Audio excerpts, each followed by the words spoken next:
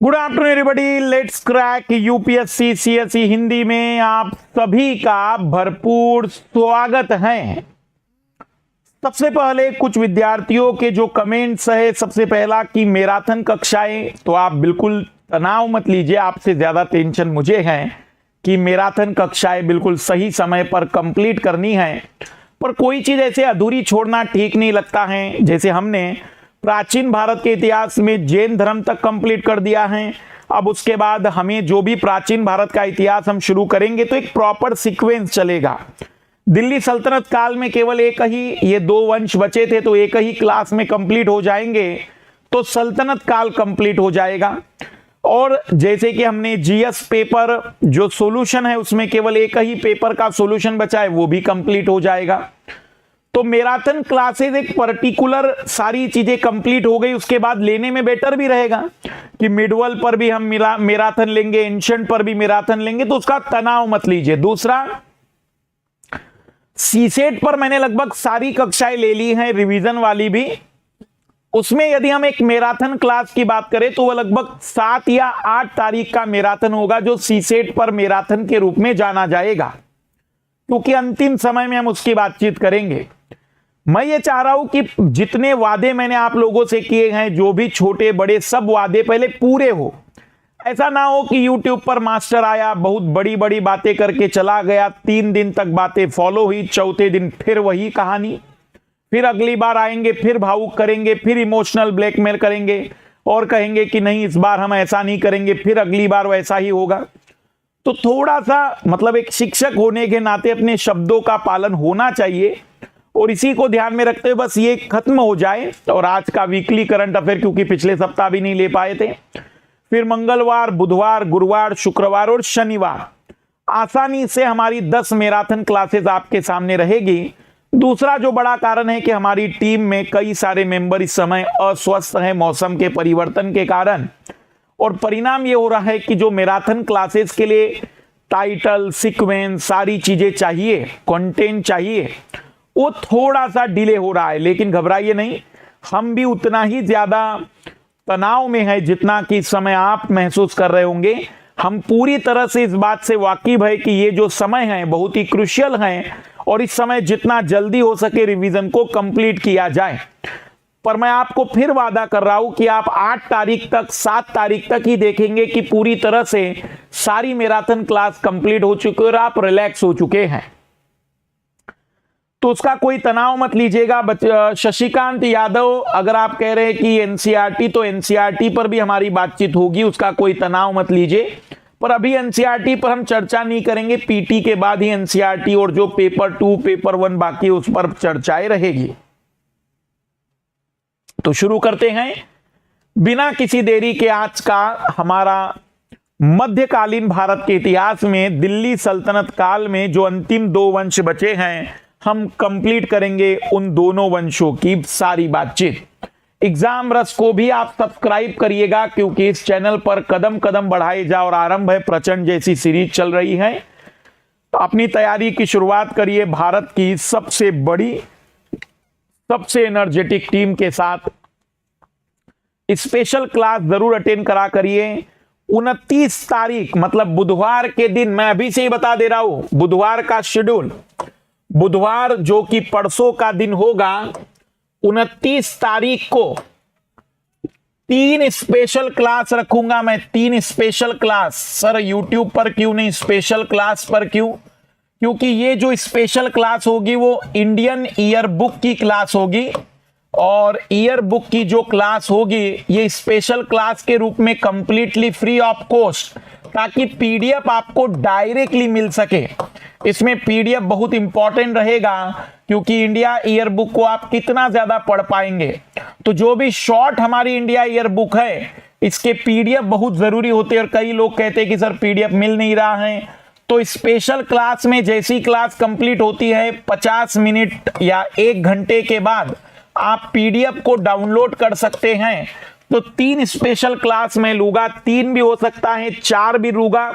मैं फिर घोषित कर दूं कि बुधवार को शायद कोई भी यूट्यूब पर क्लास ना हो, 3 कंप्लीट क्लास में इंडिया ईयर बुक पर लेकर इंडिया ईयर बुक को एक ही दिन में कंप्लीट कर देंगे, परसों के दिन।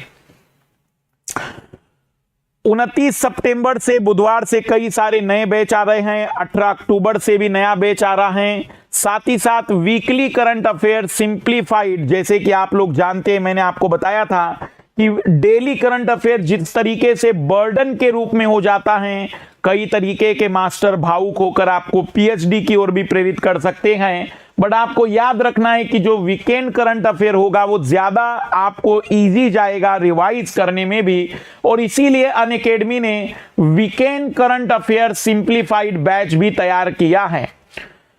अगर हम देखेंगे कि जो जॉब वाले लोग होते हैं उनके लिए भी एक बेस्ट ऑप्शन होता है वीकेंड वाला।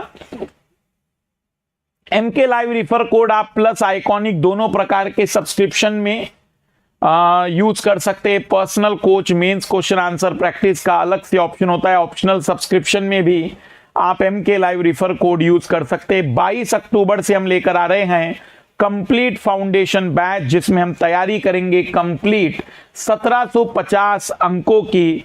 ऑप्शनल पेपर में हम 2 ऑप्शनल की तैयारी कराएंगे, political science and geography. Dear aspirant, marathon class में कुछ विलंब होने के लिए खेद है। Content team, MK live team द्वारा निरंतर मैराथन क्लास को तैयार करने में पूरा समय दिया जा रहा है। कल से निरंतर प्रतिदिन 2-2 मैराथन क्लास रहेगी, परसों 3 रहेगी, ताकि इंडिया एयरबुक को कंप्लीट किया जा सके। आप सभी की भारी डिमांड पर PT 365, PT 365 ये अंतिम रूप से करंट अफेयर रहेगा। ये अंतिम रूप का करंट अफेयर रहेगा, जिसमें हम पहला सब्जेक्ट कवर करेंगे science and technology, polity, ecology and environment, economics और मिसलेनियस। 5वां क्लास होगा 365 का, ताकि 365 भी कवर हो जाए। तो इंडिया एयरबुक कवर हो जाएगा, 365 कवर हो जाएगा, और फिर हम आ जाएंगे सब्जेक्ट के मैराथन क्लासेस पर, जिसमें डेली 2-2 क्लासेस भी अगर ले लिया जाए तो बड़े मुश्किल से 4 से 5 दिनों में पूरी मैराथन क्लासेस कवर हो जाएगी। तो आप केवल और केवल पेशेंसली अपने रिवीजन को चलने दीजिए, पढ़ते रहिए, तनाव मत लीजिए उसका, क्योंकि वो कोई बहुत बड़ी बात नहीं है। आइए हम वापस शुभारंभ कर रहे हैं मध्यकालीन भारत के इतिहास पर। तो जैसे कि आप लोग जानते हैं, हमने अपनी पुरानी या पिछली कक्षाओं में आप लोगों को अवगत कराया था कि इतिहास 3 प्रकार का होता है। एक वो इतिहास जिसके बारे में ना कोई प्रमाण है, ना कोई जानकारी है, और ना ही किसी प्रकार का कोई भी साक्ष्य हमारे पास है। हम उसे कहते हैं कि भाई केवल एक अनुमान के आधार पर हम कुछ चीजों के बारे में विश्लेषण कर पाते हैं। ऐसे इतिहास को हम कहते हैं प्रागैतिहासिक काल, जैसे कि पाषाण काल, जो स्टोन पीरियड है, वो इसी तरीके का एक इतिहास है जिसके बारे में हमारे पास कोई भी सामग्री नहीं है। एक दूसरा ऐतिहासिक काल होता है जिसे कहते हैं आद्य ऐतिहासिक काल, जिसमें हमारे पास जानकारी तो है लेकिन अभी तक हम उसे पढ़ नहीं पाए हैं। जैसे सिंधु घाटी सभ्यता, इंडस वैली सिविलाइजेशन की खासियत यही है कि हमारे पास उसकी लिपि भी है, लेकिन हम अभी तक उसको पूरी तरह से डिकोड नहीं कर पाए हैं। और तीसरा होता है जिसे हम कहते हैं हिस्टोरिक या ऐतिहासिक। उसकी खासियत ये होती है कि वहां पर आपके पास लिखित सामग्री भी होती है, आप उस भाषा को पढ़ना भी जानते हैं और बेहतर तरीके से उस समय के सामाजिक, आर्थिक और विभिन्न पहलुओं का अध्ययन कर सकते हैं। तो वो इतिहास जिसके बारे में कुछ भी नहीं हमारे पास, वो कहलाता है प्रागैतिहासिक काल, जिसके बारे में है लेकिन पढ़ नहीं पाए वो कहलाता है आद्य ऐतिहासिक काल, और जिसके बारे में सब कुछ है वो कहलाएगा ऐतिहासिक काल।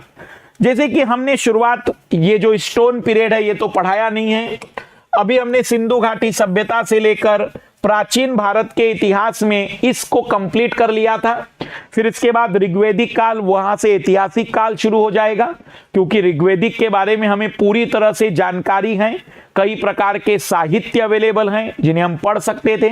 तो ऋग्वेदिक काल से एक तरीके से ऐतिहासिक काल शुरू हो जाता है। प्राचीन भारत के इतिहास में मैंने आपको यह बताया था कि हमारे इतिहास को, भारत के इतिहास को 3 भागों में हम पढ़ते हैं। एक तो प्राचीन भारत का इतिहास, एक मध्यकालीन भारत का इतिहास और एक उपनिवेशिक भारत का इतिहास, जिसे आधुनिक भारत कहना थोड़ा गलत है, क्योंकि आधुनिक तो तब कहेंगे जब वहां कोई आधुनिकता हो। अप्रत्यक्ष रूप से देखें तो हम तो गुलाम थे। आधुनिक भारत तो तब होगा जब 1947 में भारत का आजादी कंप्लीट होगा। तो हमने इसमें बातचीत की थी कि जो मिडवेल हैं, जो मध्यकालीन हैं, वो 712 से माना जाता है। 712 से क्यों भाई? क्योंकि मिडवेल में या 712 के इस टाइम में पहली बार मीर कासिम भारत पर विजय प्राप्त कर पाता है। वो अपना शासन स्थापित नहीं करता, लूटपाट के दृष्टिकोण से आता है। तो इसे हम कहते हैं कि ये पूर्व मध्यकालीन भारत है, प्री मिडवेल का टाइम कहते हैं। लेकिन 1192 में जब तराइन के दूसरे लड़ाई में हार होती है पृथ्वीराज सिंह चौहान की, तब हम कहते हैं कि भारत में मध्यकालीन इतिहास का शुभारंभ होता है। आइए एक नजर देख लेते हैं। 712 से लेकर 1192 को हम प्री मिडवेल कहेंगे, जिसमें आक्रमण होते रहेंगे, लूटपाट होती रहेगी, लेकिन भारत पर कोई भी विदेशी सत्ता का स्थापना नहीं होगी। और उत्तर मध्यकालीन भारत, जिसे हम कह सकते हैं कि वो 1192 से लेकर 1757 तक चलता है। और 1192 क्यों भाई? क्योंकि हमने आपको बताया कि यहां पर एक विदेशी व्यक्ति, या हम कह सकते हैं कि तुर्की और अफगानिस्तान लोगों के जो भी वंशज रहे हैं, उनका शासन भारत में स्टैब्लिश होता है। साथ ही साथ 1757 तक ही क्यों? क्योंकि 1757 में प्लासी की लड़ाई होगी और इस प्लासी की लड़ाई में बंगाल का नवाब हारेगा। जब बंगाल के नवाब की हार होगी तो ईस्ट इंडिया कंपनी, अभी तक यूरोप जैसे इतने दूर वाली जगह से कोई भारत में शासन करने नहीं आया, अप्रत्यक्ष रूप से ही सही ब्रिटेन के हाथ में सत्ता जाएगी, तो हम कहेंगे कि एक नया युग शुरू होगा, एक नया काल शुरू होगा। इतिहास को पढ़ने का सरलीकरण करने में हम इसका उपयोग करते हैं। अब हम शुरुआत करने जा रहे हैं दिल्ली सल्तनत काल की, जो कि उत्तर मध्यकालीन भारत में 1192 से शुरू होता है। 1192 से जो दिल्ली सल्तनत काल होता है, वह लगभग हम कहेंगे कि शुरुआत एग्जैक्टली मानी जाएगी 1206 से। आप कहेंगे ऐसा क्यों? क्योंकि जैसे कि आपको पता है, गौरी की मौत होती है, फिर उसके गुलामों को वो अपना शासन बांटता है, और फिर दिल्ली में कुतुबुद्दीन ऐबक शासन करने 1206 से आते हैं। तो 1206 से 1526 तक दिल्ली सल्तनत काल आता है, और उसमें 5 वंश आते हैं। सबसे पहला गुलाम वंश, क्योंकि एक तरीके से गुलाम होते हैं। गुलाम को अफगानिस्तानी लैंग्वेज में मामलुक वंश भी कहते हैं। इलबरी इनकी जाति होती है। खिलजी वंश, तुगलक वंश, सैयद वंश और लोधी वंश। तुगलक वंश तक अभी तक हमने सारी बातें कर ली। आज हम सैयद और लोधी वंश के बारे में चर्चा करेंगे। गुलाम वंश को स्टैब्लिश किसने किया था? तो कुतुबुद्दीन ऐबक ने किया था। खिलजी वंश की जो स्टैब्लिशमेंट जलालुद्दीन खिलजी ने की थी। तुगलक को गयासुद्दीन तुगलक ने, सैयद वंश को खिज्र का, और लोधी वंश को बहलोल लोधी ने स्थापित किया था। गुलाम वंश 1206 से 1290 चलता है, और इस गुलाम वंश में हम देखते हैं कि कुतुबुद्दीन ऐबक के बाद इल्तुतमिश आता है, उसका नया गुलाम, उसकी बेटी रजिया सुल्तान, उसका बेटा मुइजुद्दीन, बहराम शाह, अलाउद्दीन मसूद शाह, नसीरुद्दीन महमूद, गयासुद्दीन बलबन, जो कि सबसे सफल माना जाता है, और फिर शमसुद्दीन क्यूमर्श उसका पोता होता है, क्योंकि बेटे की तो मौत है। खिलजी वंश में जलालुद्दीन फिरोज खिलजी, अलाउद्दीन खिलजी, शिहाबुद्दीन खिलजी, कुतुबुद्दीन मुबारक खिलजी और नसीरुद्दीन खुसरो शाह। तुगलक वंश में हमने देखा था कि गयासुद्दीन तुगलक के बाद मोहम्मद बिन तुगलक, फिरोज शाह तुगलक, मोहम्मद खान, गयासुद्दीन तुगलक शाह। फिर उसके बाद तो कुछ ज्यादा नहीं, कोई 1 साल के लिए, 1.5 साल, 2 साल के लिए रहता है। अबू बकर, नसीरुद्दीन मोहम्मद, हुमायूं, ये हुमायूं वो हुमायूं नहीं है जो बाद में आएंगे, नसीरुद्दीन महमूद, ये सभी कुछ तुगलक वंश के शासक होते हैं। आज हम इस जो स्टार्टिंग करने वाले हैं वो है सैयद वंश, जो 1414 में स्टैब्लिश होगा और 1451 तक दिल्ली की राजगद्दी पर बैठेगा। तो जैसे कि मैंने आपको बताया था कि तुगलक के दौर में क्या घटनाक्रम हो गया था, तो तुगलक शासन धीमे धीमे इतना कमजोर हो गया था कि इसके अंतिम शासक गुजरात भाग गए थे जब तैमूर लंग का आक्रमण होता है। तब दौलत खान यहां पर एक तरीके से अप्रत्यक्ष रूप से शासन कर रहे थे। तब ये खिज्र खां तैमूर को आमंत्रित करता है भारत पर हमला करने के लिए, क्योंकि तैमूर भी बहुत ही ज्यादा क्रूर शासक रहा है जो केवल लूटपाट करने के दृष्टिकोण से आता था। इतिहास में चंगेज खान के बाद यदि सबसे ज्यादा हत्याओं का रिकॉर्ड किसी के हाथ में है तो तैमूर लंग भी है। मतलब एक तरीके से कहे तो बहुत ज्यादा हत्याएं। कहा जाता है कि अगर कोई भी सैनिक या सेनापति इसका किसी शत्रु पर दया दिखा दे तो वो अपने सैनिक या सेनापति को भी मार डालता था। इस तरीके का हम कह सकते क्रूर स्वभाव का। और ये कोई ऐसा नहीं तैमूर की बहुत ज्यादा धर्म देखता था, ये केवल और केवल लूटपाट और हत्याओं को ज्यादा से ज्यादा अंजाम देना पसंद करता था। आइए सभी लोग टाइम मशीन का आनंद लीजिएगा, सभी लोग टाइम मशीन में बैठ जाइए। अब हम आपको लेकर जा रहे हैं दिल्ली सल्तनत के उस काल में जब तुगलक वंश के अंतिम शासक हमें दिखाई देंगे कि कैसे कमजोर हो रहे हैं, और हम देखेंगे कि किस तरीके से खिज्र खां सैयद वंश की स्थापना करेगा। जो घटनाक्रम खिज्र खां कर रहा है वही घटनाक्रम उसके आने वाली पीढ़ियों के साथ होगा, और फिर बहलोल लोदी भी कुछ ऐसा ही कदम उठाएगा। तो जानने की पहले कोशिश करते हैं कि तुगलक के दौरान क्या क्या घटनाक्रम हुए, ताकि दिक्कतें हुई, कमजोर हुआ दिल्ली का सल्तनत, और दिल्ली कमजोर हुई तो इसका फायदा तैमूर लंग ने उठाया, इसका फायदा खिज्र खां ने भी उठाया। तो पहले जानने की कोशिश करते हैं कि क्या उस दौर घटनाक्रम हो रहा था कि हम कह सकते हैं कि इस दिल्ली सल्तनत काल पर एक नए वंश की स्थापना का मार्ग प्रशस्त हुआ।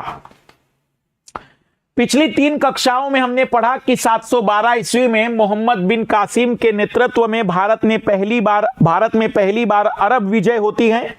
अरब के लोग विजय प्राप्त करते। 712 में मोहम्मद कासिम के नेतृत्व में पहली अरब विजय होती है। इसके बाद महमूद गजनवी भारत में लूटपाट के उद्देश्य से कई बार आक्रमण करने आता है, लेकिन कोई अपना सत्ता, अपनी साम्राज्य को यहां भारत तक नहीं लेकर आता है।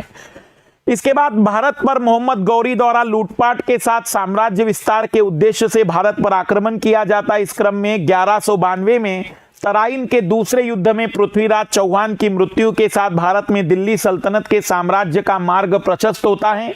मोहम्मद गौरी स्वयं भारत पर शासन नहीं करते हुए अपने निष्ठावान गुलाम कुतुबुद्दीन ऐबक को भारत की सत्ता सौंपकर चला जाता है। चला क्या जाता है? उसकी मौत होने के बाद कोई वंशज नहीं था, तो 3 गुलामों को उसने अपनी पूरी की पूरी साम्राज्य बांट दिया था। तो दिल्ली, या हम कह सकते हैं कि मुल्तान तक का जो क्षेत्र था, पाकिस्तान के मुल्तान तक का, वो ऐबक के नाम आया था। हमने पढ़ा था कि ऐबक ने दिल्ली सल्तनत पर डायरेक्टली दिल्ली से शासन नहीं किया था। इल्तुतमिश होता है जो वास्तविक रूप में दिल्ली सल्तनत की स्थापना करेगा या दिल्ली को राजधानी बनाएगा। कुतुबुद्दीन ऐबक द्वारा दिल्ली सल्तनत में गुलाम वंश की स्थापना होती है और यह क्रम 1290 तक चलता है। 1290 में गुलाम वंश का अंतिम शासक क्यूमर्स की मृत्यु के साथ ही गुलाम वंश का समापन होता है और दिल्ली सल्तनत में खिलजी या खलजी वंश का उदय होता है। खिलजी वंश की स्थापना जलालुद्दीन फिरोज खिलजी करता है 1290 में, और इसका अंतिम शासक नसीरुद्दीन खुसरो शाह होता है। खिलजी वंश के अंतर्गत पहली बार साम्राज्य विस्तार के उद्देश्य से दक्षिण भारत के संबंध में सफल विजय अभियान आयोजित किए जाते हैं और दिल्ली सल्तनत के क्षेत्राधिकार में अब दक्षिण भारत भी शामिल हो जाता है। अंतर्गत पहले तो सम्मिलित नहीं किया गया। अंततः 1320 में गाजी मलिक के साथ हुए युद्ध में नसीरुद्दीन खुसरो शाह हारता है और गाजी मलिक ही गयासुद्दीन तुगलक के नाम से दिल्ली की राजगद्दी पर शासन प्रारंभ करता है। इस प्रकार दिल्ली सल्तनत काल के इतिहास में खिलजी वंश समाप्त होता है और तुगलक वंश का प्रारंभ होता है। तुगलक शासक के प्रारंभिक लगभग 70 वर्षों में सैन्य के साथ प्रशासनिक स्थिति मजबूत रहती है, क्योंकि इस दौरान गयासुद्दीन तुगलक, मोहम्मद बिन तुगलक, फिरोज शाह तुगलक जैसे ज्यादा योग्य सुल्तान शासन करते हैं। किंतु 1388 में फिरोज शाह तुगलक की मृत्यु के बाद तुगलक वंश में कोई योग्य उत्तराधिकारी के अभाव में कमजोर हो जाता है और 1413 में पंजाब का सूबेदार खिज्र खां के द्वारा सैयद वंश की स्थापना होती है। मतलब जिस दौर में तुगलक वंश था, ये जो खिज्र खां है इसको पंजाब का सूबेदार घोषित किया गया था। पर ये क्या करता है कि तैमूर लंग को आमंत्रित करता है, मतलब धोखा देते हुए, और तैमूर लंग के साथ लूटपाट भी करता है। साथ ही साथ तैमूर इसको खुश हो जाता है क्योंकि लूटपाट बहुत ज्यादा की थी तैमूर ने, तो खिज्र खां को पूरे क्षेत्र का सेनापति बना देता है। अब ऐसे अगर देखा जाए तो अब आप देख सकते हैं माहौल कैसा है। तैमूर आया, हमला किया, लूटपाट करके चला गया, क्योंकि उसको भारत में शासन करना तो था ही नहीं। अब वो सेनापति हैं खिज्र खां, लेकिन वो डायरेक्टली अब दिल्ली की राजगद्दी पर नहीं बैठेगा। क्यों? क्योंकि तैमूर लूटपाट जब करने आता है तो दिल्ली का जो सुल्तान है वो गुजरात भाग जाता है। तो अभी भी डर है कि भाई दिल्ली में वापस सुल्तान का आक्रमण हो सकता है, उसको मानने वाले लोग उसके खिलाफ जा सकते हैं खिज्र खां के। दूसरा डर खिज्र खां को यह था कि कहीं मैं राजगद्दी पर बैठ गया तो तैमूर मेरी ही हत्या ना कर दे, क्योंकि ये कोई सही आदमी तो है नहीं। आज मुझसे खुश है, कल कहेगा कि तुमने, मतलब मैंने उस चीज को जीता और डायरेक्टली तुम सुल्तान बन गए बगैर मेरी अनुमति के।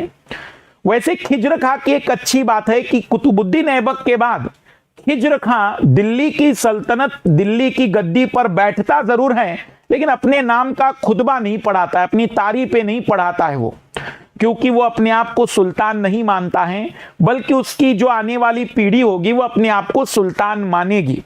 तो खिज्र खां एक दूसरा ऐसा दिल्ली सल्तनत काल का शासक है जो अपने नाम का खुतबा नहीं पढ़वाएगा, अपनी तारीफें नहीं पढ़वाएगा, लेकिन कुतुबुद्दीन ऐबक ने ऐसा किया था। लेकिन उसकी आने वाली पीढ़ी फिर दिल्ली सल्तनत पर एक तरीके से सुल्तान की उपाधि भी धारण करेगी। तो आप लोगों ने थोड़ा बैकग्राउंड अगर समझ लिया होगा तो आपको पता चल रहा है कि तुगलक के दौरान जब शासन कमजोर हुआ तो फिर आक्रमण लूटपाट के नजरिए से होता रहा। तो सैयद वंश की स्थापना 1414 में फिर वो कब करता है? फिर आप कहेंगे कि सर ठीक है, फिर इसने 1414 में सैयद वंश कब बना है? जब तैमूर की उधर मौत हो गई, तैमूर मर गया, प्राकृतिक रूप में तैमूर की मौत हुई। इधर दिल्ली की राजगद्दी का जो अंतिम शासक था उसकी भी प्राकृतिक रूप में मौत हो जाती है। तो एक तरीके से अब खाली पड़ा हुआ है, यही इकलौता शक्तिशाली बच गया था, तो दिल्ली की राजगद्दी इसको एक तरीके से अपने आप मिल जाती है। तो अब जब कुछ बचा ही नहीं, शून्य की स्थिति निर्मित हुई है, तो फिर सैयद वंश की स्थापना होगी। सैयद वंश की स्थापना तैमूर लंग के सेनापति खिज्र खां के द्वारा की गई। वस्तुतः सैयद एक परिवार आधारित वंश था जो स्वयं को इस्लाम धर्म के संस्थापक मोहम्मद पैगंबर का वंशज मानता था और अपने आप को उच्च कोटि का। आज भी हमारे देश में जो सैयद लोग होते हैं ना, वो हायर, जैसे मैं आपको बता दूं एक चीज शायद आपने महसूस ना की हो, पूरे विश्व में किसी भी मुस्लिम राष्ट्र में अपर और लोअर कास्ट नहीं है, पर जो भारतीय उपमहाद्वीप से जो मुस्लिम राष्ट्र बने हैं, फिर वो पाकिस्तान हो, बांग्लादेश हो, वहां पर मुस्लिमों में अपर और लोअर कास्ट है। कास्ट मतलब एक तरीके से उनमें भी उच्च और निम्न लोग, जबकि मुस्लिम धर्म का जो उदय हुआ था या जो प्रसार हुआ था वो इसी आधार पर हुआ था कि सब समान हैं। लेकिन भारत का आप कहेंगे कि सांस्कृतिक प्रभाव था कि वहां पर अपर और लोअर क्लास हो जाती है। भारत में आप अगर मुस्लिम परिवार से परिचित होंगे तो आपको पता चलेगा कि हाँ, जैसे कि हिंदुओं में कई बार कुछ लोग नहीं है आज भी गंदी मानसिकता वाले, संकीर्ण मानसिकता वाले, कि हम उनके हाथ का नहीं पानी पिएंगे, ऐसी विचारधारा वाले। तो ऐसे मुस्लिम धर्म में भी हैं जो आज भी इस तरीके की विचारधारा को अपनाते। तो सैयद ये अपने आप को बहुत ही अपर क्लास का मानते हैं, अपर कास्ट का मानते हैं। ये मानते हैं कि सीधा वो उन्हीं के वंशज है। और सैयद वंश सल्तनत काल में शासन करने वाला एकमात्र शिया वंश है, एकमात्र शिया वंश है। बाकी सभी सुन्नी आते हैं। हम कभी चर्चा करेंगे अंतरराष्ट्रीय संबंधों के दौरान कि शिया और सुन्नी में किस तरीके का मतभेद है, लेकिन याद रखना है कि दिल्ली सल्तनत काल में केवल सैयद ही इकलौता शिया वंश है, जबकि सभी शेष सुन्नी शाखा से संबंधित है। तो आइए जरा तैमूर लंग के बारे में भी थोड़ी जानकारी जुटा लेते हैं, क्योंकि ये जनाब भी बीच बीच में आते रहे हैं।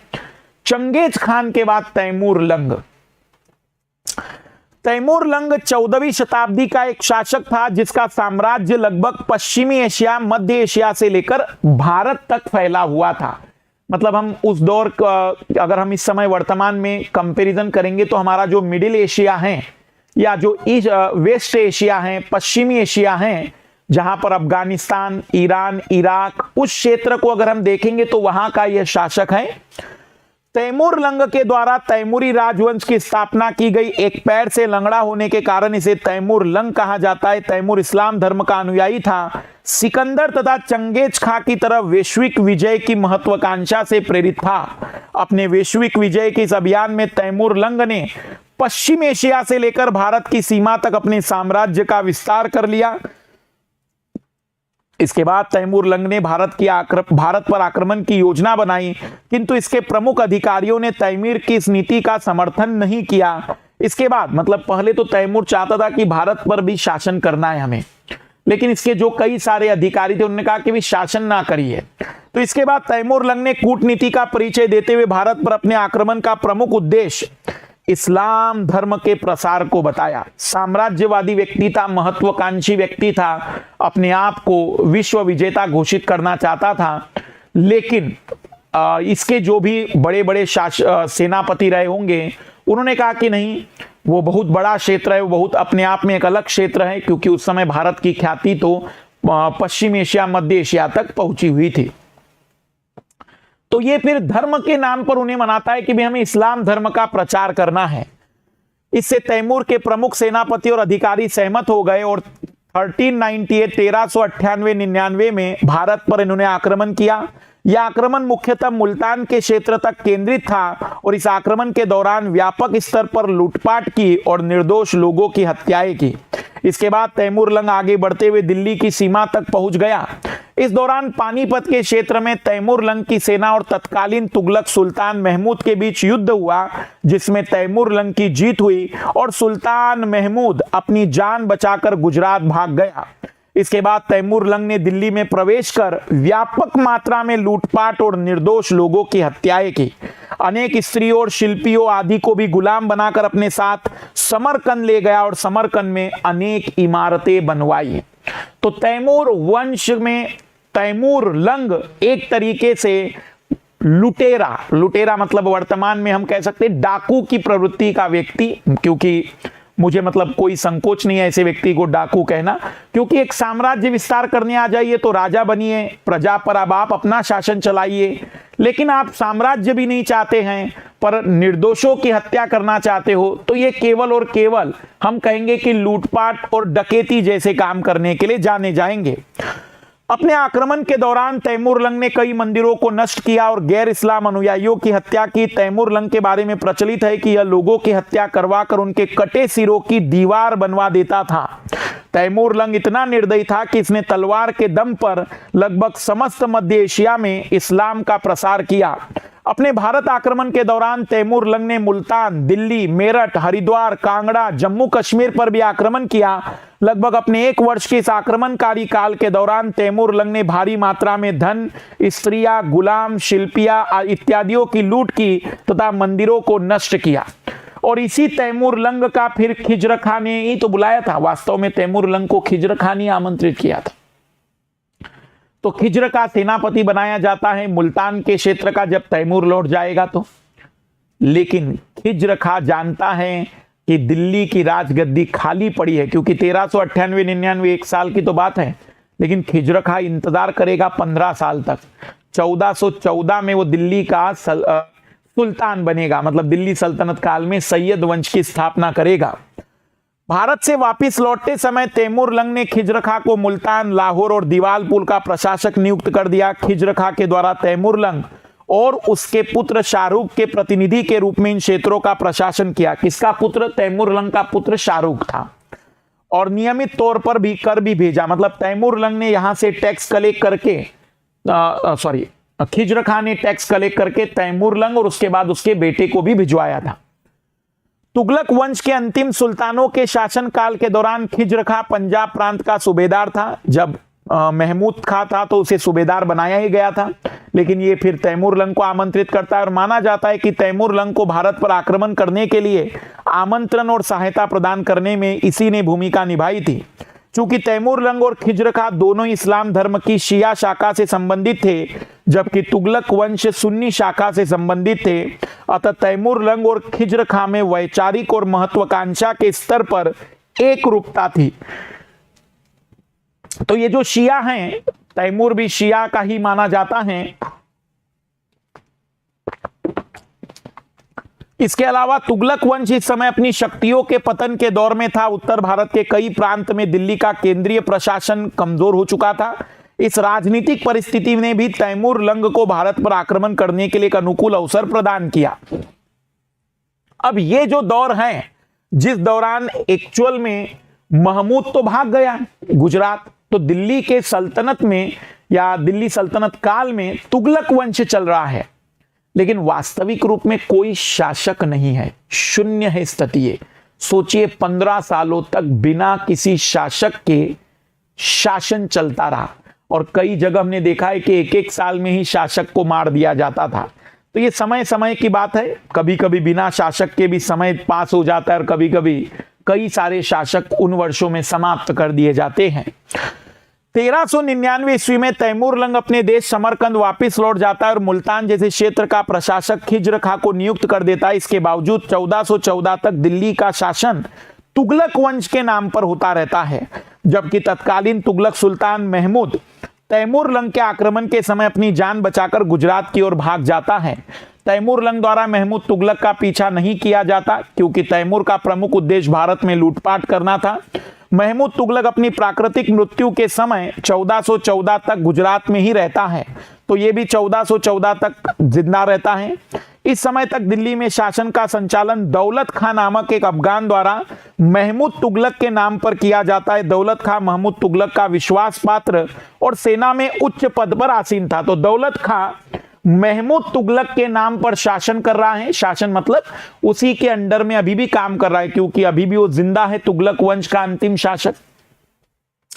अब यहां दो प्रश्न उल्लेखनीय है कि दौलत खां स्वयं दिल्ली का सुल्तान क्यों नहीं बना, खिज्र खां महमूद तुगलक की मृत्यु के बाद ही दिल्ली का सुल्तान क्यों बना, जबकि वो चाहता तो 1399 में ही दिल्ली का सुल्तान बन सकता था। तो पहले प्रश्न का उत्तर तो यह है कि दौलत खां जानता है कि यदि वह दिल्ली का सुल्तान बन भी गया तो अभी भी तैमूर लंग के आक्रमण की संभावनाएं पूरी तरह से रहेगी। दूसरा, वो जानता है कि कई सारे मेरे विरोधी भी हैं, जो शायद विरोधियों में खिज्र खां हैं, ये भी तो कहीं ना कहीं दौलत खां के साथ युद्ध कर लेता और फिर सुल्तान बनने का प्रयास करता। तो दौलत खां जानता है कि भी शासन करने में कुछ रखा नहीं, कुछ लोग होते हैं सन्यासी प्रवृत्ति के, उन्होंने कहा भाई जान ज्यादा जरूरी है, इस जिंदगी और मौत की लड़ाई में ढंग से कुछ पल जी लेते हैं। तो दौलत खां कुछ इसी तरीके का व्यक्ति रहा होगा। हाँ, लेकिन जो दूसरा व्यक्तित्व है कि खिज्र खां ने आखिर दिल्ली का सुल्तान क्यों नहीं बना 1399 में, तो उसके पीछे का रीजन भी यही है। दौलत खां स्वयं दिल्ली का सुल्तान क्यों नहीं बना? वस्तुतः दौलत खां तत्कालीन परिस्थिति से भली भांति परिचित था। एक तो इस समय तैमूर लंग के पुनः आक्रमण का भय था, दूसरा यदि वो दिल्ली का सुल्तान बन जाता न केवल तैमूर लंग से प्रत्यक्ष उसकी शत्रुता हो जाती, बल्कि उत्तर भारत के अन्य प्रांतों के द्वारा भी विद्रोह की संभावना होती। इसके अलावा दौलत खां महमूद तुगलक का विश्वास पात्र भी था। तैमूर लंग की लूटपाट के कारण भय की परिस्थितियां विद्यमान थी और आर्थिक स्थिति ऐसी थी नहीं कि सम्राट बन जाने से कुछ बहुत फायदा होगा। दिल्ली का वास्तविक सुल्तान स्वयं भागकर गुजरात में शरण लिए हुए था। एक अन्य कारण यह भी था कि समस्त राजनीतिक, प्रशासनिक, आर्थिक, सैन्य शक्तियां वास्तविक रूप से दौलत खां के हाथ में ही थी, अतः सुल्तान बनने का कोई विशेष औचित्य था ही नहीं। मतलब नाम वास्तविक रूप में सब कुछ तो दौलत खां ही कर रहा था, तो सुल्तान अपने आप को घोषित करने की जरूरत है कहां पर, जब आप सारे निर्णय खुद ही ले रहे थे। इन सभी कारणों के आधार पर दौलत खां ने स्वयं सुल्तान बनने के बजाय तुगलक सुल्तान के नाम पर शासन व्यवस्था को संचालित किया। अब खिज्र खां दिल्ली का सुल्तान क्यों नहीं बना? यद्यपि खिज्र खां ने तैमूर लंग की सहायता की थी, किंतु वह तैमूर लंग की क्रूरता से भलीभांति परिचित था। क्योंकि तैमूर द्वारा मुसलमानों के प्रति भी उतनी ही निर्दयता प्रकट की जाती थी जितनी कि गैर मुसलमानों के प्रति। यही कारण था कि खिज्र खां के द्वारा मुल्तान का प्रशासन वस्तुतः तैमूर लंग और उसके पुत्र शाहरुख खां के प्रतिनिधि के रूप में किया और नियमित तौर पर कर की अदायगी की जाती रही। तैमूर लंग के प्रति निष्ठा प्रदर्शित करने के उद्देश्य से खिज्र खां ने तैमूर और उसके पुत्र के नाम का खुतबा भी पढ़वाया। मतलब खुतबा मतलब तारीफे पढ़वाना मस्जिद में। खिज्र खां को भी तैमूर लंग द्वारा पुनः भारत पर आक्रमण किए जाने की आशंका थी और सुल्तान बनने पर सीधी शत्रुता तैमूर लंग से हो जाती। इसके अलावा खिज्र खां को तैमूर लंग ने एक बड़े भौगोलिक भाग का प्रशासक नियुक्त कर दिया था और दिल्ली के सुल्तान के आक्रमण का खिज्र खां को कोई भय नहीं था। इसी कारण से एक कारण यह भी था कि खिज्र खां में राजनीतिक महत्वाकांक्षा की कोई लालसा नहीं थी, विशेषकर सुल्तान बनने के प्रति उसको कोई विशेष रुचि नहीं थी, क्योंकि अगर वो सुल्तान बनना चाहता तो जब 1414 में वो दिल्ली की राजगद्दी पर बैठता है तब भी वो सुल्तान का पद धारण नहीं करता। उसे सुल्तान नहीं बनना था लेकिन पैसा चाहिए था, उसको पैसा बहुत प्यारा था। यही कारण था कि जब 1414 ईस्वी में खिज्र खां दिल्ली सल्तनत का शासक बनता है तो सुल्तान की उपाधि धारण नहीं करता। अंततः 1399 में जब महमूद तुगलक की मृत्यु हो जाती है तो खिज्र खां स्वयं दिल्ली के सुल्तान के पद पर 1399 में नहीं 1414 में, क्योंकि इस समय तैमूर लंग की भी मृत्यु हो चुकी होती है। तो 1414 में फाइनली जब महमूद तुगलक मरता है, उधर तैमूर लंग की भी मौत हो गई, तो उसके लिए अब कोई डर नहीं रहा और वो फाइनली दिल्ली की राजगद्दी पर बैठता है। ये जनाब है तैमूर लंग। तैमूर लंग एक शक्तिशाली, क्रूर और वैश्विक विजय की भावना से प्रेरित, किंतु उसकी मृत्यु एक साधारण से जुकाम के कारण हो जाती है। ये भी देखिए, जिसने दुनिया वालों को किस तरीके से मौत के घाट उठाया, केवल सामान्य जुकाम से। माना जाता है कि अपने जीवन काल में तैमूर लंग ने 1 करोड़ से अधिक लोगों की हत्याएं की थी। तो आइए देखते हैं खिज्र खां 1414 से 1421 तक सैयद वंश का शासनकाल कैसे चलाता है। सैयद वंश का संस्थापक रैयत आला की उपाधि तैमूर लंग के द्वारा उसे दी गई थी। रैयत आला तुगलक वंश की व्यवस्था के आधार पर ही प्रशासन का संचालन करता है। 1421 में प्राकृतिक कारणों से खिज्र खां की मौत होती है और खिज्र खां की मृत्यु पर सभी ने काले वस्त्र पहनकर दुख प्रकट किया था। अब उसका बेटा आएगा मुबारक शाह और वह इस पूरे के पूरे सल्तनत काल में फिर से वही पैटर्न अपनाएगा, सुल्तान बनेगा, खुतबा पढ़वाएगा, अपने नाम के सिक्के चलाएगा। कहानी अब फिर से अपने महत्वाकांक्षाओं की शुरू होगी। खिज्र खां का पुत्र सैयद वंश का पहला शासक, आप कहेंगे पहला क्योंकि उसने खिज्र खां ने अपने आप को सुल्तान माना ही नहीं था, जिसने सुल्तान की उपाधि धारण की, अपने नाम से खुतबा पढ़वाया, विदेशी स्वामित्व का अंत किया, शाह की उपाधि भी धारण की, यमुना नदी के किनारे मुबारकबाद नगर की स्थापना की, हिंदू के प्रति उदार नीति का अनुसरण करने वाला सुल्तान। प्रसिद्ध इतिहासकार याहिया बिन अहमद सरहिंदी को इसके दरबार में संरक्षण प्राप्त था। मतलब इस दौर में ये जो सरहिंदी जाने जाने वाले बहुत ही प्रमुख इतिहासकार थे उस दौर के, याहिया बिन अहमद सरहिंदी को इनके दरबार में संरक्षण प्राप्त था। सरहिंदी की प्रसिद्ध पुस्तक है तारीख़ मुबारक शाही।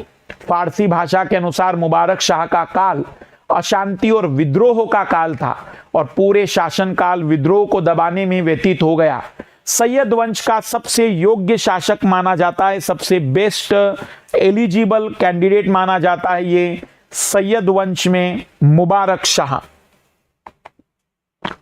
फिर आते हैं मोहम्मद 1434 में मुहम्मद शाह। मुबारक शाह का दत्तक पुत्र, मूल नाम मोहम्मद बिन फरीद खां, वजीर सरवर उल मुल्क की सहायता में शासन किया। मतलब शासन में उस दौर में वह वजीर के पद पर थे। इसके शासन काल में दिल्ली पर मालवा के शासक महमूद खिलजी ने आक्रमण किया, जिसे रोकने के लिए मोहम्मद शाह ने अपने अधिकारी बहलोल लोदी से सहायता मांगी थी। बहलोल लोदी को खान जहां की उपाधि दी गई थी। तो मुबारक शाह का जो दत्तक पुत्र था मोहम्मद बिन, ये शासन करता है मोहम्मद शाह के नाम से और जब उस पर हमला होता है, दिल्ली पर मालवा के शासक महमूद खिलजी जब आक्रमण करता है, मालवा का शासक महमूद खिलजी, ये बहुत अलग खिलजी है, वो खिलजी डायनेस्टी अलग थी, अलग खिलजी है। तो आक्रमण किया, जिसे रोकने के लिए मोहम्मद शाह ने अपने अधिकारी बहलोल लोदी से सहायता मांगी। बहलोल लोदी को खान ए जहां की उपाधि भी दी। मोहम्मद शाह बहलोल लोदी को अपना पुत्र मानता था। मोहम्मद शाह के शासनकाल के दौरान ही बहलोल लोदी का उदय और वास्तविक रूप से सैयद वंश का पतन हुआ। तो आप देख सकते हैं कि ये जो मोहम्मद शाह हैं वह बहलोल लोदी को अपना पुत्र मानता है, लेकिन तकलीफ यही है कि यही पुत्र तकलीफ देगा, क्योंकि अधिकांश प्रांतों ने स्वयं को दिल्ली की संप्रभुता से लगभग स्वतंत्र कर लिया था और बहुत ही कमजोर हो गया था इस दौर में। अलाउद्दीन आलम शाह, मोहम्मद शाह का पुत्र, आलम शाह की उपाधि ग्रहण की, विलासी प्रवृत्ति का व्यक्ति था। अपने प्रमुख वजीर हमीद खां से गतिरोध होने के कारण हमीद खां ने बहलोल लोदी को दिल्ली पर आक्रमण के लिए आमंत्रित किया। तो महमूद शाह बहलोल लोदी को पुत्र मानता था, लेकिन वही पुत्र मोह। अब यदि पुत्र मानता था तो जो योग्य था उसको शासन करने देते, लेकिन योग्य होने के बावजूद भी अपने अयोग्य पुत्र को ही शासन दिया आलम शाह। सो फाइनली बहलोल लोदी हमला करने तो आएगा ये। बहलोल लोदी ने दिल्ली पर आक्रमण किया, किंतु सुल्तान ने भागकर बदायूं उत्तर प्रदेश में शरण ली और बहलोल लोदी 1451 ईस्वी में दिल्ली का सुल्तान बन गया। इस प्रकार से सैयद वंश का अंत और लोदी वंश का प्रारंभ हुआ। और जिस वजीर हमीद खां ने बहलोल लोदी को बुलाया था, उस बहलोल लोदी ने हमीद खां की भी हत्या की। इसके बाद बहलोल लोदी ने हमीद खां की भी हत्या करवा दी ताकि वह किसी प्रकार से षड्यंत्र ना कर सके। तो बहलोल लोदी अंतिम रूप में सैयद वंश को समाप्त करते हैं और लोदी वंश की स्थापना दिल्ली सल्तनत काल में होती है। अलाउद्दीन आलम शाह की 1476 ईस्वी में प्राकृतिक कारणों से मृत्यु हो जाती है। चूंकि आलम शाह अयोग्य विलासी प्रवृत्ति का था, अतः बहलोल लोदी का इससे कोई खतरा नहीं था। इसी कारण बहलोल लोदी ने आलम शाह को समाप्त करने के लिए कोई ठोस प्रयास नहीं किए। बहलोल लोदी का प्रमुख उद्देश्य दिल्ली का सुल्तान बनना था और इस कार्य में उसे सफलता प्राप्त हो चुकी थी। 1451 ईस्वी में जब बहलोल लोदी दिल्ली के सिंहासन पर बैठा तो उसने बदायूं में बैठे अलाउद्दीन आलम शाह को पत्र लिखा कि आपके महान पिता ने मेरा पालन पोषण किया है। मैं खुतबा से आपका नाम हटाए बिना आपके प्रतिनिधि के रूप में कार्य कर रहा हूं। वैसे बहलोल लोदी ने यह केवल और केवल दिखावा किया था, क्योंकि बहलोल लोदी जानता था कि ये इतना कमजोर और विलासी प्रवृत्ति वाला व्यक्ति है, करेगा क्या मेरा। तो कई बार शासन में दिखावा बहुत जगह पर किया गया है। इस पत्र के उत्तर में आलम शाह ने लिखा कि मेरे पिता आपको अपना पुत्र कहकर पुकारते थे, इसलिए आप मेरे बड़े भाई हैं। मैं बदायूं में ही संतुष्ट हूं और अपना साम्राज्य आपको दे रहा हूं। इसके बाद बहलोल लोदी ने गाजी की उपाधि धारण कर पुनः अपना राज्य अभिषेक करवाया। तारीख दाऊदी के लेखक अब्दुल्ला के अनुसार बहलोल लोदी कभी सिंहासन पर नहीं बैठता था। मतलब ये तो कुछ ज्यादा ही बातचीत अब हो गई। तो उन्होंने भी पत्र लिखा कि भाई मेरे पिताजी आपको अपना बड़ा बेटा मानते थे, तो मैं आपको अपना साम्राज्य सौंपता हूं। मैं बदायूं में ही खुश हूं, आप ही साम्राज्य को संभाल लीजिए। तो अंतिम वंश आता है लोदी वंश 1451 से 1526। कौन थे लोदी? मूलतः लोदी अफगानिस्तान के सुलेमान पर्वतीय क्षेत्र के निवासी थे और भारत में मूलतः व्यापारिक उद्देश्यों से आए थे। लोदी वंश वास्तविक रूप में शुद्ध रूप से अफगानी वंश है। इसके पहले वाले तुर्की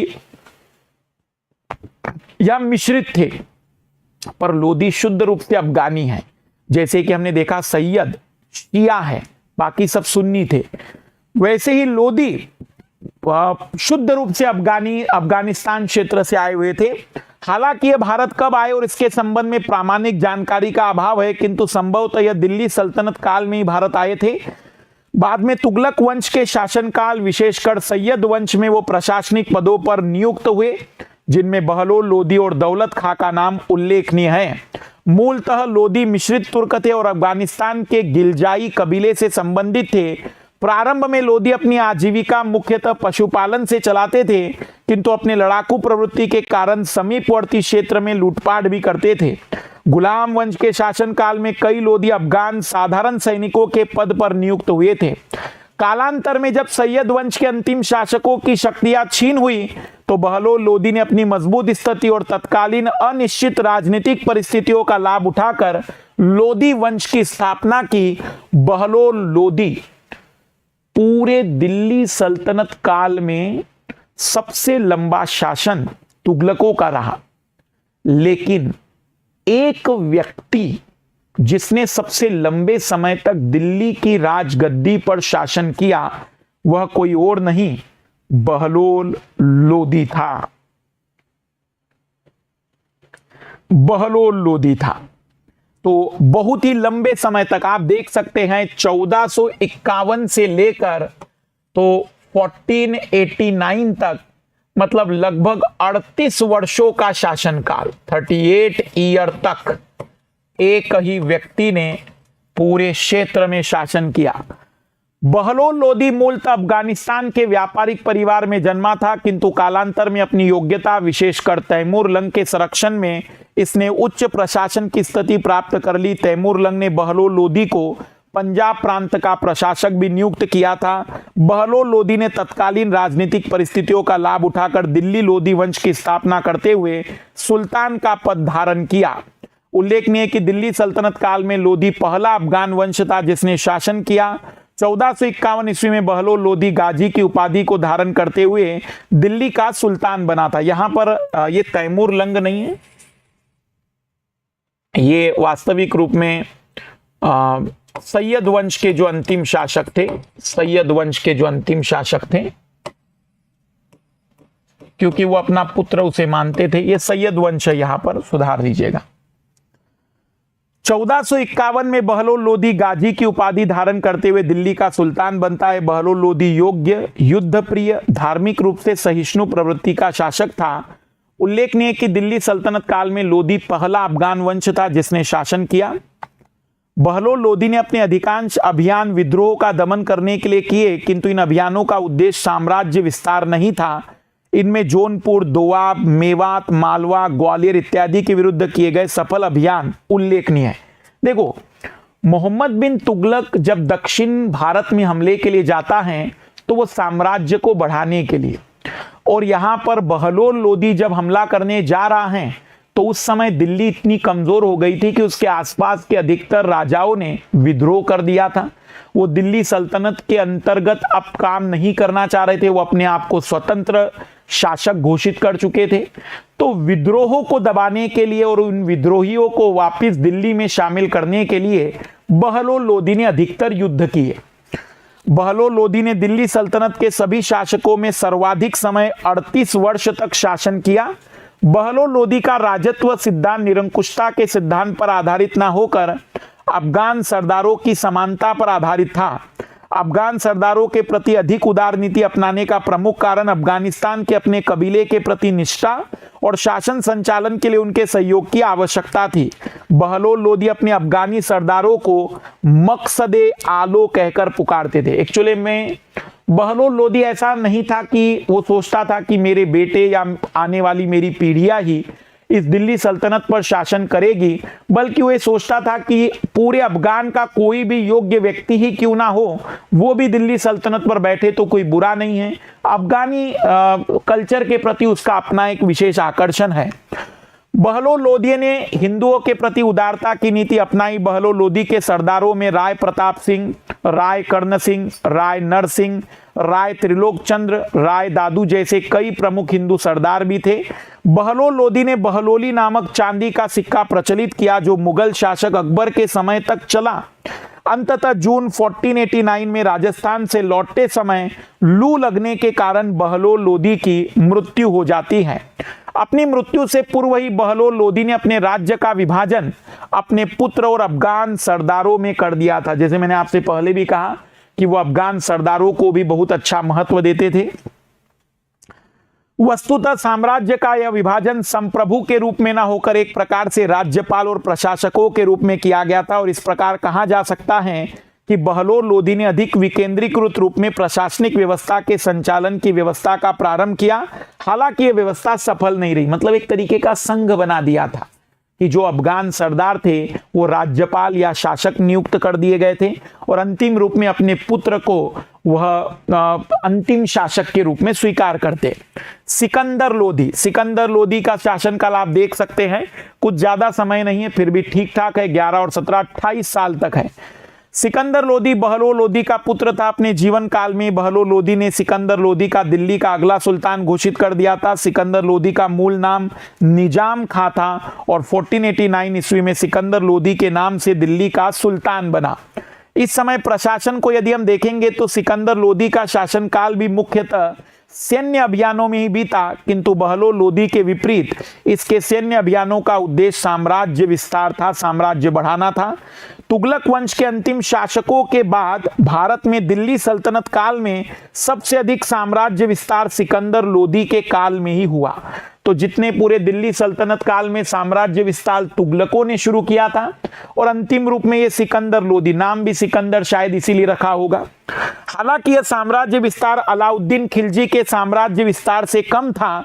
इसके अलावा सिकंदर लोदी ने आगरा नामक नगर की स्थापना की, दिल्ली के बजाय आगरा को अपनी राजधानी बनाया। आर्थिक पक्ष में सिकंदर लोदी ने न केवल साम्राज्य विस्तार की नीति को अपनाया बल्कि आर्थिक प्रशासन के संचालन पर भी विशेष ध्यान दिया। सिकंदर लोदी ने भूमि की नाप के लिए गजे सिकंदरी को प्रारंभ किया, मतलब एक मेजरमेंट वाली यूनिट जो कि मुगल काल तक प्रचलित रही और इस समय भूमि की नाप के आधार पर भू राजस्व की दर तय की जाती थी।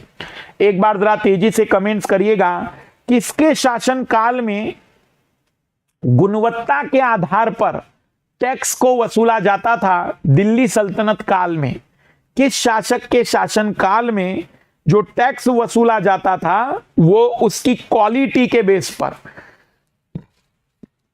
भूमि के नाप के आधार पर भू राजस्व की दर तय होती थी। धार्मिक दृष्टिकोण के आधार पर सिकंदर लोदी ने असहिष्णु नीति का अनुसरण किया, मुख्यतः उलेमा वर्ग को संतुष्ट करते हुए हिंदुओं के विरुद्ध अनुदार नीति अपनाई। उदाहरण के लिए सिकंदर लोदी ने हिंदुओं के धार्मिक संस्कारों और पर्वों पर प्रतिबंध लगा दिए, कई मंदिरों और मूर्तियों को भी नष्ट किया। नागरकोट हिमाचल प्रदेश के ज्वालामुखी मंदिर की मूर्ति तोड़कर उसके टुकड़ों को मांस को तोलने के लिए कसाईयों को दे दिया। हिंदू धर्म को सत्य बताने के कारण सिकंदर लोदी ने बोधन नामक एक हिंदू को मृत्युदंड दे दिया था। हालांकि सिकंदर लोदी ने मुसलमानों में प्रचलित कुछ प्रथाओं पर भी सुधारों के दृष्टिकोण से प्रतिबंध लगा दिए, जिसमें मुहर्रम में तजिए निकालना, मुस्लिम स्त्रियों का पीरों की मंजिलों पर जाने पर प्रतिबंध। उलेमाओं को खुश करने के लिए जब भी कोई सल्तनत काल का शासक काम करेगा, आप देखेंगे कि वह कहीं ना कहीं तालिबानी शासक जैसा ही काम कर रहा होगा, वर्तमान के तालिबान जैसा ही। सिकंदर लोदी स्वयं फारसी भाषा का अच्छा विद्वान था। गुलरुखी के उपनाम से फारसी कविताएं लिखता था। सिकंदर लोदी के काल में कई संस्कृत ग्रंथों का फारसी भाषा में अनुवाद हुआ। इनमें औषधि शास्त्र नामक संस्कृत ग्रंथ प्रमुख हैं, जिसका मियां भुआ ने तिब्बत सिकंदरी, फरहंग सिकंदरी के नाम से फारसी अनुवाद भी किया है। तो सिकंदर लोदी के काल में संस्कृत ग्रंथों को फारसी भाषा में ट्रांसलेट भी किया गया, जिसमें जो संस्कृत का औषधि शास्त्र था, जिसे मियां भुआ ने तिब्बत सिकंदरी या फरहंग सिकंदरी के नाम से फारसी में अनुवाद किया था। सिकंदर लोदी के काल में ही संगीत पर आधारित पहले फारसी ग्रंथ लज्जत सिकंदर शाही नामक ग्रंथ की भी रचना हुई। इसके अलावा सिकंदर लोदी ने अपने पिता बहलोल लोदी का दिल्ली में एक मकबरा भी बनवाया। दिल्ली में मियां भुआ के निर्देशन में मोट की मस्जिद का भी सिकंदर लोदी ने निर्माण करवाया। अंततः 1517 ईस्वी में गले की बीमारी के कारण सिकंदर लोदी की मृत्यु हो गई और अंतिम रूप में आता है इब्राहिम लोदी, जिसमें बाबर से के साथ लड़ाई लड़ेगा इब्राहिम लोदी। सिकंदर लोदी की मृत्यु के बाद उसका पुत्र इब्राहिम लोदी दिल्ली का सुल्तान बनता है, जो कि लोदी वंश के साथ ही दिल्ली सल्तनत काल का अंतिम शासक होता है। जब इब्राहिम लोदी दिल्ली का सुल्तान बनता है तो अफगान सरदार, जो कि दिल्ली सल्तनत के अंतर्गत विभिन्न प्रांतों का प्रशासन संचालित कर रहे थे, स्वयं को स्वतंत्र घोषित कर देते हैं। उसके दादाजी ने जिन अफगान सरदारों को प्रशासक नियुक्त किया था, वे अफगान प्रशासक अब स्वयं को स्वतंत्र कर लेते हैं और इब्राहिम लोदी को कई अफगानी सरदारों का विरोध भी झेलना पड़ता है। अर्थात इब्राहिम लोदी के समय सुल्तान का अपना प्रशासनिक इकाई पर नियंत्रण कमजोर हो जाता है। उदाहरण के लिए बिहार का अफगान सरदार दरिया खां लोहानी स्वयं को संप्रभु घोषित कर देता है। लोहानी मोहम्मद शाह के नाम से बिहार का स्वतंत्र शासक बन जाता है। इसी दौरान राजस्थान के राणा सांगा द्वारा भी अपने साम्राज्य के विस्तार के क्रम में दिल्ली की ओर अभियान प्रारंभ कर दिया जाता है। इब्राहिम लोदी के काल में आंतरिक व्यवस्था का पतन हो जाता है। इब्राहिम लोदी की सबसे बड़ी राजनीतिक भूल यह थी कि इसने सुल्तान बनने के बाद पुराने सभी अफगान सरदारों को प्रशासनिक पदों से हटा दिया, नए किंतु अनुभवहीन अविश्वास पात्र अफगान सरदारों को नियुक्त कर दिया। तो कुछ अफगान सरदारों की जो धोखेबाजी थी उससे नाराज होकर इब्राहिम लोदी जितने भी अफगान सरदार है सबको पद से हटाकर अपनी मर्जी से नवीन सरदार नियुक्त करता है, जिनको इसका अनुभव नहीं था और वो विश्वास पात्र भी नहीं थे। इससे पुराने सरदार असंतुष्ट हो जाते, जिनमें पंजाब का शासक दौलत खां इब्राहिम लोदी के चाचा आलम खां प्रमुख थे। इसने दिल्ली दरबार में भी सुल्तान के विरुद्ध षड्यंत्र प्रारंभ हो जाते हैं। अंततः इन्हीं असंतुष्ट सरदारों द्वारा बाबर को भारत पर नियंत्रण करने के लिए आमंत्रित किया जाता है और पानीपत के प्रथम युद्ध में 1526 में इब्राहिम लोदी की मृत्यु हो जाती है। फलस्वरूप दिल्ली सल्तनत के साथ ही लोदी वंश का पतन होता है और भारत में एक नए वंश मुगल वंश की स्थापना होती है। अब आते हैं टर्मिनोलॉजी पर, लेकिन मेरा एक सवाल है जिसका जवाब आप कमेंट करके दीजिएगा, क्योंकि इसका जवाब मैं आपको अगली क्लास में दूंगा। दिल्ली सल्तनत काल में 5 वंश आए। अब 6वां वंश मुगल था, तो इसको हमने दिल्ली सल्तनत काल में आखिर क्यों नहीं माना? हमने दिल्ली सल्तनत काल के बाद एक नए चैप्टर का शुभारंभ क्यों किया? हमने मतलब इतिहासकार। आखिर इतिहासकार जब मध्यकालीन भारत का इतिहास पढ़ाते हैं, समझाते हैं या लिखते हैं, तो वह दिल्ली सल्तनत काल में 5 वंश की ही बात करते हैं और मुगलों के लिए एक अलग से मुगल काल की बात कर लेते हैं, जिसमें बाबर, हुमायूं, अकबर, जहांगीर, शाहजहां, औरंगजेब और इसी तरीके से 1757 तक की कहानी हम देखेंगे। तो आखिर इतिहासकार ऐसा क्यों कर रहे हैं? क्यों मुगलों को उसी में जोड़कर 6वां वंश कर देते और पूरा दिल्ली सल्तनत काल ही चलने देते? तो इसका जवाब आप जरूर कमेंट्स करिएगा कि आखिर इतिहासकारों ने इस तरीके की बातचीत क्यों प्रस्तुत की होगी। आइए टर्मिनोलॉजी। दीवान ए विजारत, राजस्व विभाग, रेवेन्यू डिपार्टमेंट। दीवान ए विजारत का अध्यक्ष वजीर अथवा प्रधानमंत्री होता था। वजीर ए तौफीद समिति सीमित अधिकार प्राप्त सुल्तान के आदेश के बिना ही महत्वपूर्ण विषयों पर निर्णय लेने में सक्षम। वजीर ए तनफीद सीमित अधिकार या राजकीय नियमों को लागू कराता था और कर्मचारी और सर्वसाधारण पर कंट्रोल करता था। मुशरिफ ए मुमालिक महालेखाकार आय व्यय का लेखा जोखा रखता था। नाजिर नामक अधिकारी इसका सहायक होता था। मुस्तौफी ए मुमालिक महालेखा परीक्षक मुशरिफ ए मुमालिक द्वारा तैयार किए गए लेखा जोखा की ये जांच करता था। खजीन कोषाध्यक्ष को कहते थे। दीवान ए अर्ज बलबन ने इसकी स्थापना की थी। अहमद अय्याज विभाग का पहला अध्यक्ष था। विभाग के अध्यक्ष को आरिज ए मुमालिक कहा जाता था। विभाग का प्रमुख कार्य सैनिक की भर्ती करना, सैनिक तथा घोड़ों का हुलिया रखना, सैन्य निरीक्षण करना। दीवान ए अर्ज दीवान ए इंशा या दबीर ए खास इसका प्रमुख होता था। शाही घोषणाएं, राजकीय अभिलेख और पत्रों का लेख तैयार करता था।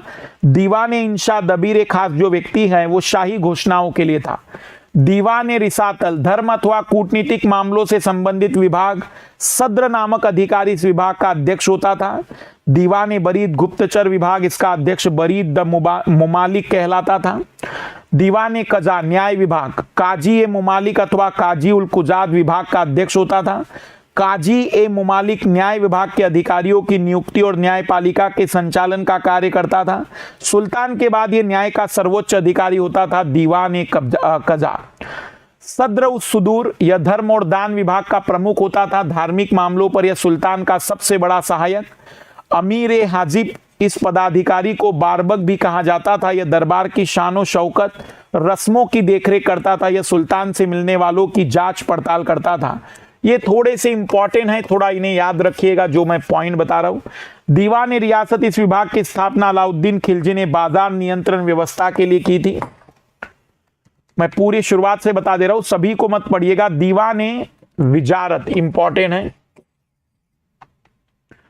फिर मुशरिफ ए मुमालिक, मुस्तफी ए मुमालिक, खजीन कोषाध्यक्ष। फिर यहां पर अगर हम बात करें तो ये वाला व्यक्ति दीवान ए इंशा, दीवान ए रिसातल पूछा गया है कई बार। गुप्तचर विभाग दीवान ए बरीद, और फिर दीवान ए कजा न्याय विभाग। दीवान ए अमीर को ही इस विभाग की स्थापना मोहम्मद बिन तुगलक ने कृषि विकास मालगुजारी व्यवस्था की जांच हेतु की थी। इसका अध्यक्ष अमीर ए दीवान को ही कहलाता। तो ये डिपार्टमेंट है दीवान ए अमीर को ही। वकील ए दर यह पद शाही महल और सुल्तान की व्यक्तिगत सेवाओं की देखरेख करता था। कृषि से जुड़ा हुआ है, इसे नहीं भी याद रखेंगे तो चलेगा। दीवान ए बंदगान यह दास विभाग था जिसकी स्थापना फिरोज तुगलक ने की थी। इस विभाग के अंतर्गत अर्ज ए बंदगान, मजूमदार व दीवान आदि अधिकारी होते थे। दीवान ए खैरात इस विभाग की स्थापना फिरोज तुगलक ने की थी। इसका कार्य निर्धन और असहाय लोगों की पुत्रियों के विवाह हेतु। खैरात शब्द हमारे यहां पर आज भी चर्चा में रहता है। दीवान ए इमारत लोक निर्माण विभाग फिरोज तुगलक ने की थी। विभाग को इमारत खाना भी कहा जाता था। इस विभाग का प्रमुख अधिकारी मीर ए इमारत होता था। इस विभाग द्वारा अनेक सरायों, नहरों, बांधों, मस्जिद, भवनों, मकबरों, मदरसों का निर्माण होता था। दीवान ए मुस्तखराज इस विभाग की स्थापना अलाउद्दीन खिलजी ने की थी। अतिरिक्त मात्रा में वसूले गए कर का हिसाब रखना। सरजानदार या सुल्तान के अंग रक्षकों का प्रमुख। अमीर ए मजलिस सभाओं, दावतों, उत्सवों का प्रबंध करता था। अमीर ए आखुर अश्वशाला का अध्यक्ष। शाहना ए पील हस्तशिला का अध्यक्ष। ये कैसे याद करेंगे आप लोग? आप कहेंगे सर इतने कैसे याद हो पाएगा? तो इसको याद करने का एक ही तरीका है, इसको एक पेज पर लिख देना। और जैसे कि कोई भी चीज जब टिपिकल लगे तो डेली लगभग 15 दिनों तक पढ़ते चलना। आधे से ज्यादा ऐसे ही याद हो जाएंगे कि इसका मतलब इससे जुड़ा रहेगा। अमीर ए शिकार सुल्तान के शिकार खेलने का प्रबंध करता था। शाहना ए पीर हस्तशिला का अध्यक्ष। दीवान इस्तिहाक पेंशन विभाग। मजलिस ए खलवत यह सुल्तान के मित्रों विश्वास पात्र अधिकारियों की परिषद थी जिसमें समस्त महत्वपूर्ण विषयों पर, मतलब एक तरीके से कैबिनेट कहिए। सल्तनत काल की न्याय व्यवस्था। न्याय प्राय काजी उल कुजात अथवा प्रमुख न्यायाधीश करता था जिसे कानून की व्याख्या करने में मुफ्ती सहायता दिया करते थे। कानून कुरान के आदेशों पर आधारित था। यद्यपि अलाउद्दीन और मोहम्मद बिन तुगलक जैसे शासक न्याय करने में नीति का विचार करते थे। दंड विधान अत्यंत कठोर था। अपराधियों को अंग भंग तथा मृत्यु के दंड देना आम बात थी। अपराध स्वीकार करने के लिए बल तथा यातना का प्रयोग किया जाता था। न्याय प्रणाली अधिक सुव्यवस्थित नहीं थी। बिना उचित जांच कराए मुकदमे चला दिए जाते थे। अधिकतर अवसरों पर मुकदमों की सुनवाई संक्षिप्त रूप में हो जाती थी। आइए प्रश्नों पर भी गौर करते हैं। 2019 का प्रश्न है, दिल्ली सल्तनत के राजस्व प्रशासन में राजस्व वसूली के प्रभारी को आमिल कहा जाता था। हमने देखा था दिल्ली के सुल्तान की इक्ता प्रणाली प्राचीन नहीं थी, इन्होंने ही लाई थी। तो दूसरा तो बिल्कुल भी नहीं हो सकता है। दूसरा नहीं होगा तो ऑप्शन बी और डी नहीं होगा। मीर बख्शी का पद दिल्ली के खलजी नहीं, मीर बख्शी का तो मुगल काल में आएगा। तो तीसरा भी नहीं होगा। आंसर आएगा केवल और केवल पहला। आमिल उत्तर भारत में सल्तनत काल के दौरान राजस्व एकत्र करने वाले अधिकारी थे। अकबर ने भी समय समय पर किसानों को ऋण देने और उच्च गुणवत्ता वाले बीज प्रोत्साहित करने के लिए आमिलों को निर्देशित किया था। इक्ता प्रणाली। भारत में दिल्ली सल्तनत काल के दौरान इक्ता प्रणाली की शुरुआत हुई थी। निरंतर नए नए राज्यों का उदय हो रहा था और दिल्ली सल्तनत बढ़ रहा था। धीरे धीरे दिल्ली सल्तनत इतना बड़ा हो गया कि अकेले शासन करना संभव नहीं हुआ। तब लोगों को इक्ता एक हिस्सा दे दिया जाता था जिस पर वो शासन करेंगे, राजस्व वसूल करेंगे और दिल्ली तक राजस्व पहुंचाएंगे। उन्हें इक्तेदार कहा जाता था। अपनी इक्ता में सुल्तान के नाम से शासन करता था, उसका पद वंशानुगत नहीं था। इक्तेदार का पद हस्तांतर होता था, वो ट्रांसफर किया जा सकता था। इक्तेदार को सिक्के चलाने का अधिकार नहीं होता था। लगान वसूल करना, सैनिक व्यवस्था करना, शांति स्थापित करना। इक्ता का विभाजन शिक में होता था। संभवतः 1279 में बलबन के समय पहली बार शिक का निर्माण हुआ, मतलब इक्ता के अंदर भी शिक आने लगे। इस पर शिकदार नामक अधिकारी नियुक्त किए जाते थे। शिक का विभाजन परगनों में हुआ, तो इसका मतलब मान लीजिए कि इक्ता आपका एक तरीके का डिस्ट्रिक्ट है, डिस्ट्रिक्ट के अंदर ब्लॉक आ गए, तो ब्लॉक को नाम दे दिया शिक, और शिक के अंदर आ गए परगना। परगना मतलब एक तरीके का गांव पकड़ लीजिए आप। तो शिक का विभाजन परगना में हुआ और इस प्रकार आमिल नामक अधिकारी इस परगना पर नियुक्त होता था। तो आमिल जो था वो परगना पर नियुक्त होता था, गांव का मुखिया समझ लीजिए। मीर बख्शी सैनिक विभाग का प्रमुख होता था। इस पद की शुरुआत मुगल काल में हुई। इसका तात्पर्य सैनिक की भर्ती करना, इसका कार्य सैनिक की भर्ती करना, हुलिया और दाग, शस्त्र, रसद, सबकी देखभाल, पदोन्नति और वेतन देखना था। 2010 का प्रश्न है, इतिहासकार बर्नी ने दिल्ली के सुल्तानों के अधीन भारत के शासन को वास्तविक रूप से इस्लामी नहीं माना, क्यों? अधिकतर जनसंख्या इस्लाम का अनुसरण नहीं करती थी। इस्लामिक धार्मिक तत्वों की उपेक्षा की जाती थी। सुल्तान ने मुस्लिम कानूनों के साथ साथ स्वयं के भी नियम बनाए थे और गैर मुसलमानों को धार्मिक स्वतंत्रताएं दी गई थी। तो कई जगह पर आप देखेंगे कि सुल्तान ने अपने खुद के भी नियम बनाए थे। पूरी तरह से मुस्लिम नियमों के अंतर्गत शासन नहीं चलाया गया। सैद्धांतिक रूप से सल्तनत काल एक इस्लामी राज्य था, किंतु व्यवहारिक रूप में यहाँ शरीयत का कानून नहीं था। इसलिए बर्नी ने दिल्ली सल्तनत को इस्लामी राज्य न मानकर व्यवहारिक और जहादारी माना, मतलब जहां अपने खुद के कानून चलते हैं। बर्नी के बारे में आप जानते हैं कि जियाउद्दीन बर्नी मोहम्मद तुगलक और फिरोज तुगलक का समकालीन था। बर्नी ने तारीख फिरोजशाही और फतवाए जहांदारी की रचना की। बर्नी ने सल्तनत काल को वास्तव में इस्लामिक शासन नहीं माना, क्योंकि सुल्तान ने मुस्लिम कानून के साथ स्वयं के नियम कानूनों को भी लागू करवा के रखा था। 2009 मध्यकालीन भारत राजाओं के संदर्भ में निम्नलिखित में से कौन सा कथन सही है? अलाउद्दीन खिलजी ने पहले एक अलग आरिज विभाग स्थापित किया। बलबन ने अपनी सेना के घोड़ों को दागने की पद्धति शुरू की। मोहम्मद बिन तुगलक के बाद दिल्ली की गद्दी पर उसके चाचा बैठे। फिरोज तुगलक ने गुलामों का एक अलग विभाग स्थापित किया था। तो निश्चित ही हम कहेंगे कि फिरोज तुगलक ने गुलामों का एक अलग विभाग, और इसीलिए दास प्रथा उस समय बहुत प्रचलन में थी। फिरोज तुगलक ने गुलामों का एक अलग विभाग, दीवाने बंदगान की स्थापना की। मोहम्मद बिन तुगलक की मृत्यु के बाद उसका चाचा नहीं बल्कि उसका चचेरा भाई फिरोज शाह तुगलक गद्दी पर बैठता है। अलाउद्दीन खिलजी ने घोड़ों को दागने, सैनिकों के चेहरे की पहचान का रिकॉर्ड रखने के साथ सैनिकों को नगद वेतन देने की पद्धति की शुरुआत की थी। 2007 का प्रश्न है, दिल्ली की राजगद्दी पर अफगान शासकों के शासन का निम्नलिखित में से कौन सा एक सही क्रम है? सिकंदर शाह, इब्राहिम लोदी। तो सबसे पहले बहलोल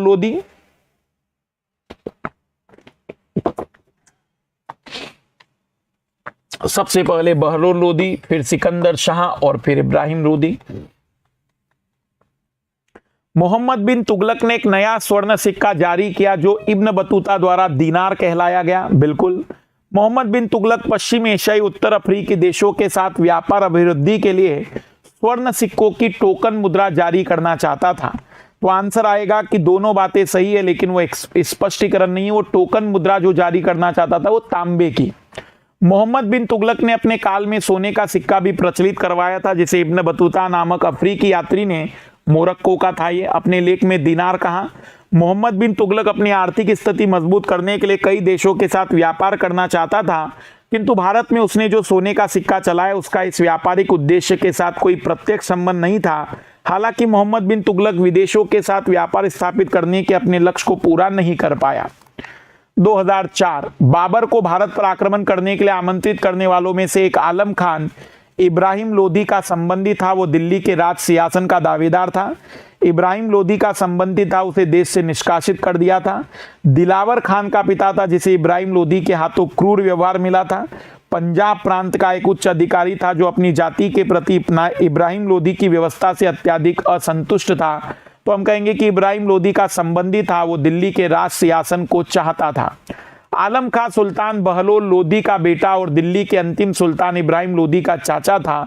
आलम खां खुद को दिल्ली का असली हकदार समझता था। जब वो अपने बल पर इब्राहिम लोदी को गद्दी से नहीं हटा सका तो उसने लाहौर के हकीम दौलत खां लोदी से मिलकर बाबर को हमला करने के लिए निमंत्रण दिया और इसके फलस्वरूप बाबर ने भारत पर हमला किया, लेकिन भारत विजय के बाद बाबर उसको भी मार डालता है। चंगेज खां के अधीन मंगोलों ने भारत पर आक्रमण किया था। सबसे अधिक आक्रमण किसके शासनकाल में? तो इल्तुतमिश के शासनकाल में सबसे पहला था, और आप जानते हैं कि सबसे ज्यादा आक्रमण जो हुए थे वो खिलजी वंश के दौरान हुए थे। चंगेज खां के नेतृत्व में मंगोलों ने पहली बार भारत में इल्तुतमिश के शासनकाल में आक्रमण किया। दरअसल चंगेज खां ख्वारिज्म शाह का पीछा कर रहा था, जिसको चंगेज खां निजी कारणों से दंड देना चाहता था। ख्वारिज्म भारत की तरफ भाग आया और उसका पीछा करते हुए चंगेज खां ने भारत पर आक्रमण किया। हालांकि चंगेज खां भारत के ज्यादा अंदर तक नहीं आया क्योंकि तत्कालीन शासक इल्तुतमिश ने ख्वारिज्म शाह को शरण देने से मना कर दिया। दिल्ली सल्तनत काल के दौरान कई बार मंगोलों ने भारत पर आक्रमण किए। इन आक्रमणों का मुख्य उद्देश्य भारत में लूटपाट करना होता था। पहला मंगोल आक्रमण भारत पर इल्तुतमिश के काल में 1221 में चंगेज खां ने किया था, किंतु ये लूटपाट के उद्देश्य से नहीं किया गया था।